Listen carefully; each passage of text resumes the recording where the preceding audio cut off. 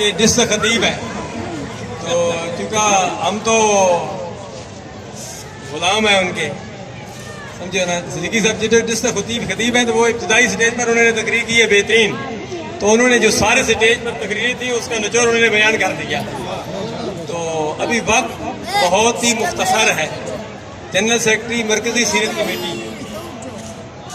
محمد ندیم رضا خان صاحب، الحاج محمد الیاس چشتی صاحب نگران اعلیٰ کی طرف سے مجھے گزشتہ سٹیج پر یہ پیغام دے رہے تھے کہ جلوس کے اختتام پر دعا کرنی ہے، اس کے بعد پہلے نماز پڑھنی ہے اور پھر بعد میں لنگر کا اہتمام کرنا ہے۔ مجھے ان کی بات بڑی پسند آئی۔ یہ جب انہوں نے یہ بات کی تو مجھے ان کے چچا امی محترم جناب محمد اکبر یوسفزئی صاحب یاد آ گئے، ماسٹر رشید الرحمان صاحب یاد آ گئے۔ یہ بزرگ وہ تھے جو آج ہمیں نظر نہیں آ رہے، لیکن الحمدللہ ان کی یادیں ابھی تک باقی ہیں۔ تو ہم نے بھی چلے جانا ہے اس دنیا فانی کو چھوڑ کر، ایک نہ ایک دن چلے جانے کے بعد ہمیں بھی یاد کیا جائے گا۔ کیا نور کراکری والے میلاد مناتے تھے، مرکزی سیرت کمیٹی میلاد مناتے تھے، حافظ محمد مسکین صاحب وہ پرانے بھی میلاد پارٹی تھی۔ کون سی پارٹی جس کا نام کیا حاجی صاحب؟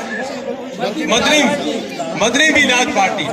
اور ڈاکٹر زبید صاحب یہ وہ پرانے، حاجی قادر بخش صاحب، یہ پیر سید و شمشاد حسین شاہ صاحب فارسی، نگران اعلیٰ حاجی غلام حیدر خان جو سید فضل اللہ علیہ رحمت کے قدموں میں آرام کر رہے ہیں۔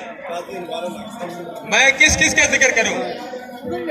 ڈاکٹر قاضی امجد حسین کاظمی صاحب کے والد گرامی، قاضی انوار الحق صاحب علیہ رحمت، صاحبزادہ پیر عبدالظاہر رضوی صاحب۔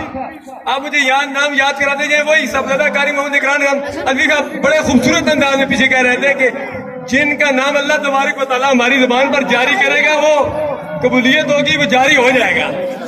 یہ ہماری زبان ویسے نہیں ہلتی ہے، یہ اللہ کا کرم